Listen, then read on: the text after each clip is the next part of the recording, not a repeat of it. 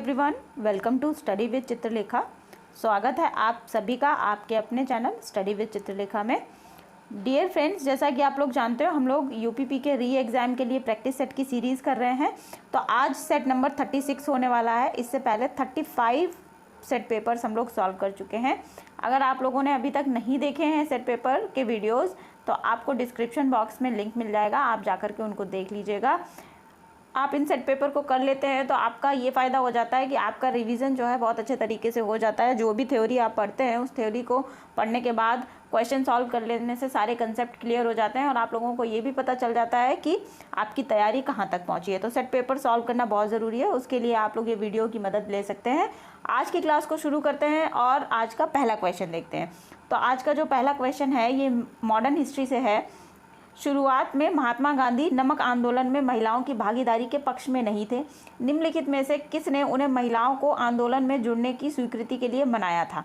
ठीक है, तो जो नमक आंदोलन है ये दांडी मार्च से शुरू हुआ था, जो कि महात्मा गांधी ने शुरू किया था। साबरमती आश्रम से शुरू किया था, दांडी से यात्रा की थी और नमक सत्याग्रह किया था, नमक कानून तोड़ा था। तो इस आंदोलन में महिलाओं की भागीदारी के लिए जिन्होंने महात्मा गांधी को मनाया था उनका नाम था सरोजिनी नायडू। ठीक है, सरोजिनी नायडू ने ही इनको मनाया था कि महिलाओं की भी भागीदारी इसमें होनी चाहिए और ये एक सबसे बड़ा आंदोलन निकल कर सामने आया था जिसमें महिलाओं ने बहुत बड़ी संख्या में भाग लिया था। ठीक है, तो सरोजिनी नायडू जो है करेक्ट ऑप्शन हो जाएगा। अगले क्वेश्चन पर आते हैं।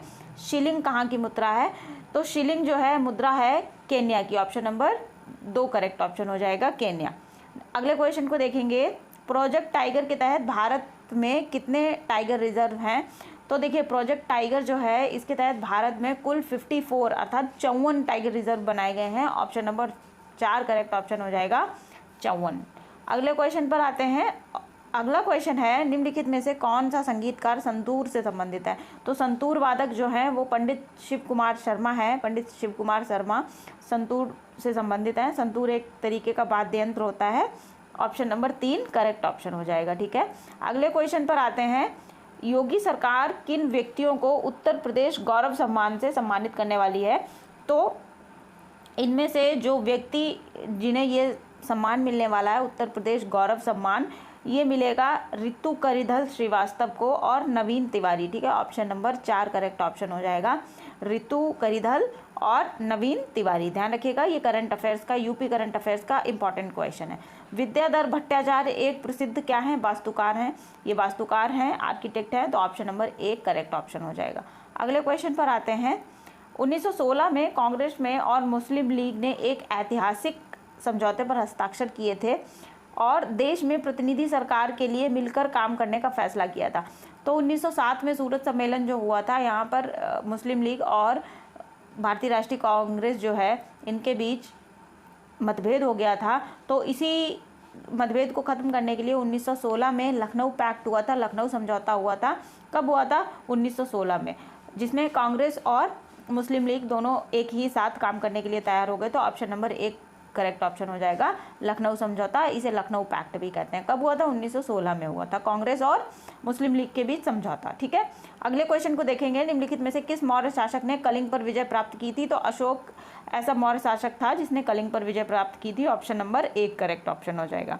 नेक्स्ट क्वेश्चन पर आते हैं। भारतीय हरित क्रांति किस विश्वविद्यालय के साथ शुरू हुई थी? तो जो पंतनगर में विश्वविद्यालय है, पंतनगर विश्वविद्यालय उत्तराखंड में, ऑप्शन नंबर 1 करेक्ट ऑप्शन हो जाएगा। यहीं से हरित क्रांति की शुरुआत हुई थी और भारत में हरित क्रांति के जनक कौन माने जाते हैं? MS स्वामीनाथन माने जाते हैं, ये भी ध्यान रखिएगा।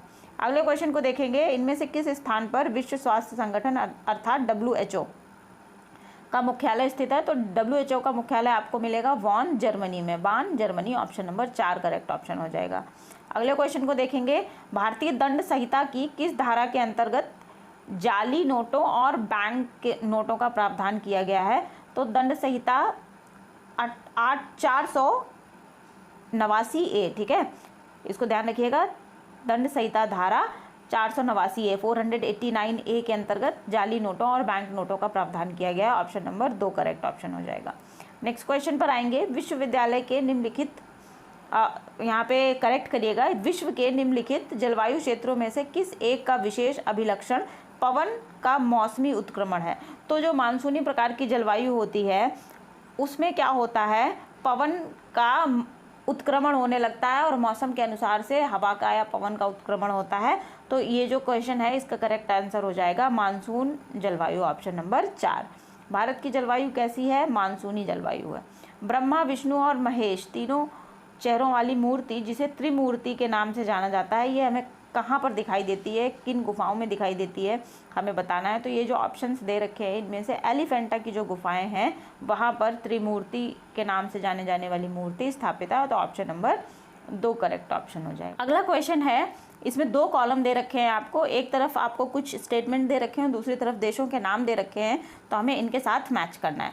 तो उगते सूरज की भूमि किसको कहा जाता है? जापान को कहा जाता है। तो ये 3 से मैच कर देंगे, जापान। मध्यरात्र सूर्य की भूमि जो है ये है नॉर्वे, ठीक है, नंबर 4 से मैच हो जाएगा। हजारों झीलों की भूमि क्या है? हजारों झीलों की भूमि जो है ये हो जाता है आपका फिनलैंड। और इसके बाद वज्र की भूमि, वज्र की भूमि क्या है? वज्र की भूमि आपका हो जाएगा कोरिया, ठीक है, ये इससे मैच हो जाएगा। तो ये चारों मैचिंग ध्यान रखिएगा। अच्छा क्वेश्चन है, एक ही क्वेश्चन में हमें कई सारे क्वेश्चंस मिल जाते हैं। अगले क्वेश्चन की तरफ आते हैं। उन्नत हल्के हेलीकॉप्टर जिसका कि नाम है MK3 स्क्वाड्रन किस संगठन के द्वारा निर्मित किया गया है? तो उन्नत हल्के helicopter MK3 squadron hall Hindustan aeronautics limited के द्वारा बनाए गए हैं। तो ऑप्शन नंबर 2 करेक्ट ऑप्शन हो जाएगा, ठीक है। अगले क्वेश्चन पर आते हैं। राजस्थान के हेमांग जायसवाल किस खेल से संबंधित हैं, हमें बताना है। तो हेमांग जायसवाल जो है जूडो से संबंधित है। ऑप्शन नंबर 3 करेक्ट ऑप्शन हो जाएगा। अगले क्वेश्चन को देखते हैं। वायुमंडल के निम्नलिखित में से किस स्तर पर मौसम की सभी घटनाएं परिलक्षित होती हैं? तो मौसम की सभी घटनाएं, बारिश, बिजली कड़कना और वायुमंडल, ये सब आपको कहाँ पर मिलता है? क्षोभमंडल। ये पृथ्वी के सबसे पास की निचली सतह होती है क्षोभमंडल, ठीक है, ध्यान रखिएगा। दूसरे पर क्या आता है? दूसरे पर समताप मंडल आता है। उसके बाद आएगा आपका मध्यमंडल, फिर आपका आएगा आयनमंडल और उसके बाद वायुमंडल, ठीक है, ध्यान रखिएगा। अगले क्वेश्चन पर चलते हैं। नेक्स्ट क्वेश्चन पर आते हैं। भारतीय वन्यजीव संरक्षण अधिनियम कब लागू हुआ था? तो ये वर्ष 1972 में लागू हुआ था। ऑप्शन नंबर 4 करेक्ट ऑप्शन हो जाएगा। अगर आपसे क्वेश्चन पूछा जाए कि भारतीय वन्यजीव संरक्षण के तहत प्रोजेक्ट टाइगर कब शुरू किया गया था? तो ये 1974 में करेक्ट हो जाएगा, ठीक है, ये करेक्ट ऑप्शन होगा, ध्यान रखिएगा। नेक्स्ट क्वेश्चन पर आते हैं। निम्नलिखित में से कौन एक राष्ट्रकूट शासक था? तो जो दंती दुर्ग हैं ये राष्ट्रकूट शासक थे। ऑप्शन नंबर 1 करेक्ट ऑप्शन हो जाएगा। अगले क्वेश्चन को देखते हैं। चंद्रगुप्त मौर्य ने चाणक्य की मदद से नंदों को उखाड़ के फेंकने का फैसला किया था, क्योंकि देखिए चंद्रगुप्त मौर्य ने क्या किया था? नंद वंश का अंत करके स्थापना की थी किसकी? मौर्य वंश की। जो घनानंद था उसको गद्दी से हटाया था। क्यों हटाया था? नंद वंश के जो राजा थे ये जबरन वसूली कर रहे थे कर की और लोगों पर अत्याचार कर रहे थे। तो ऑप्शन नंबर 2 जो करेक्ट ऑप्शन हो जाएगा। नंदों ने जबरन वसूली और लोगों पर अत्याचार करके बहुत सारी संपत्ति अर्जित की थी, इसलिए मौर्य जो सम्राट थे चंद्रगुप्त मौर्य उन्होंने इनको उखाड़ फेंका था। तो ऑप्शन नंबर 3 करेक्ट ऑप्शन हो जाएगा। नेक्स्ट क्वेश्चन पर आते हैं। अब आप आगे आपको हिंदी के क्वेश्चंस देखने को मिलेंगे। तो पहला क्वेश्चन देखते हैं। निम्नलिखित में से शुद्ध वर्तनी वाला शब्द कौन सा है? तो झुर्रियाँ जो है ये शुद्ध वर्तनी वाला शब्द है। अतिरिक्त में यहाँ पे छोटी की मात्रा आनी चाहिए, अतिरिक्त, ठीक है। मीमांसा में यहाँ पे बड़ी की मात्रा आएगी, मीमांसा। और प्रश्नोत्तर में ये आधा ता और होना चाहिए, ठीक है। तो इसलिए जो बचा हमारे पास ये झुर्रियाँ शुद्ध वर्तनी है। नेक्स्ट क्वेश्चन पर आएंगे और ये उससे जुड़े हुए जो फैक्ट हैं वो मैंने यहाँ पर दे दिए हैं, इनको देख लीजिएगा। अगला क्वेश्चन देखते हैं। निम्नलिखित विकल्पों में से उस विकल्प का चयन करें जो प्रत्यय का सही विकल्प है। तो प्रत्यय क्या होता है? प्रत्यय जो होता है मूल शब्द के बाद में लगता है और एक नए शब्द का निर्माण करता है, ठीक है। तो यहाँ पे भ्रम मूल शब्द है, ठीक है, और इसमें अण प्रत्यय जोड़ा गया है। भ्रम हो जाएगा आपका मूल शब्द और इसमें अण प्रत्यय जोड़ के भ्रमण बनाया गया है। तो ऑप्शन नंबर 3 इस क्वेश्चन का करेक्ट ऑप्शन हो जाएगा। ये देखिए मैंने उसका एक्सप्लेनेशन यहाँ पे दे दिया है, आप लोग इसको देख सकते हो, ठीक है। और बाकी सारे जो हैं ये उपसर्ग के हैं जो उदाहरण दे रखे हैं, ठीक है। अगले क्वेश्चन को देखते हैं। अब हमें ये नैतिक मूल्यों का दृढ़ता से पालन करना, ये क्या हो जाएगा कि ये इस सेंटेंस को पूरा करना है।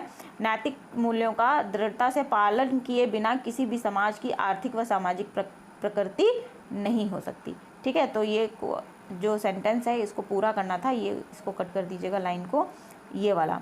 ये सेंटेंस आगे लग जाएगा, तो ऑप्शन नंबर 1 करेक्ट ऑप्शन हो जाएगा। नेक्स्ट क्वेश्चन पर आते हैं। निम्नलिखित प्रश्नों में से 4 विकल्पों में से उस सही विकल्प का चयन करें जो वाक्यांशों के लिए एक शब्द का सही विकल्प हो, ठीक है। और जो तो आपके लिए वाक्यांश क्या है, जो किसी विशेष समय तक ही लागू हो। तो ऐसे वाक्यांश के लिए एक शब्द हो जाएगा अध्यादेश। अध्यादेश जो होता है वो एक तरीके से विधिक आदेश होता है, जो भारत के संविधान की अगर बात करें, भारतीय संविधान की तरफ से देखें तो ये राष्ट्रपति के द्वारा और राज्यपाल के द्वारा जारी किया जाता है। पिछले समय में ये राजा के द्वारा जारी किया जाता था। तो ये एक तरीके का कानूनी पत्र होता है, एक विशेष समय के लिए लागू होता है। कौन? अध्यादेश, ठीक है।